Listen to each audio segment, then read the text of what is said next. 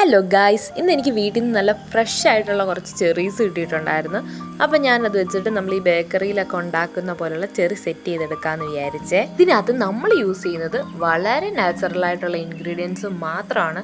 യാതൊരുവിധ ആർട്ടിഫിഷ്യൽ കളേഴ്സോ കാര്യങ്ങളോ ഒന്നും നമ്മൾ ഉപയോഗിക്കുന്നില്ല. അതിൻ്റെ പ്രോസസ്സൊക്കെ നിങ്ങൾക്ക് വഴിയേ കാണാവുന്നതാണ്.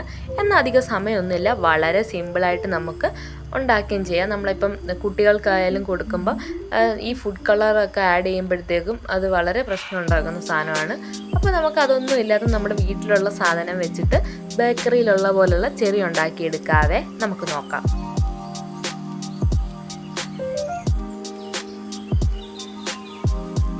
നമുക്കിനി ഇതിനെ ഒന്ന് കഴുകി വൃത്തിയാക്കി സെറ്റാക്കിയിട്ടെടുക്കാം. അതിന് മുമ്പ് നമ്മൾ കുറച്ച് നേരം ഇതൊന്ന് സോൾട്ട് വാട്ടറിനകത്ത് സോക്ക് ചെയ്യാൻ വെക്കണം. എന്നിട്ട് നമ്മളിത് കട്ട് ചെയ്തിട്ട് ഇതിൻ്റെ സീഡ് നമുക്കെടുത്ത് കളയാവുന്നതാണ്. എന്നിട്ട് ഇങ്ങനെ നമുക്ക് സെറ്റാക്കി എടുക്കണം. പിന്നെ നമ്മുടെ നാച്ചുറൽ ഇൻഗ്രീഡിയൻ്റ് ആയ ചെമ്പരത്തിയും ലെമണും പിന്നെ കുറച്ച് പഞ്ചാര. ആദ്യമേ നമുക്കൊരു പാത്രം എടുത്തിട്ട് കുറച്ച് വെള്ളം ഉപയോഗിക്കാം, കാരണം നമുക്കിതൊരു പാനിയാക്കി എടുക്കാനാണ്. പിന്നെ പഞ്ചാര ഇടാം, ഒരു കുറുകിയ പരുവം എന്നേ ഞാൻ പറയത്തുള്ളൂ. കണ്ടോ തിളയ്ക്കുന്ന. നമുക്കിനി ഇതിനകത്തോട്ട് നമ്മുടെ നാച്ചുറൽ ഇൻഗ്രീഡിയൻ്റ് എന്ന് ഞാൻ പറഞ്ഞത് കളർ വരുത്താനുള്ള സാധനം ഈ ചെമ്പരത്തിയാണ് കേട്ടോ.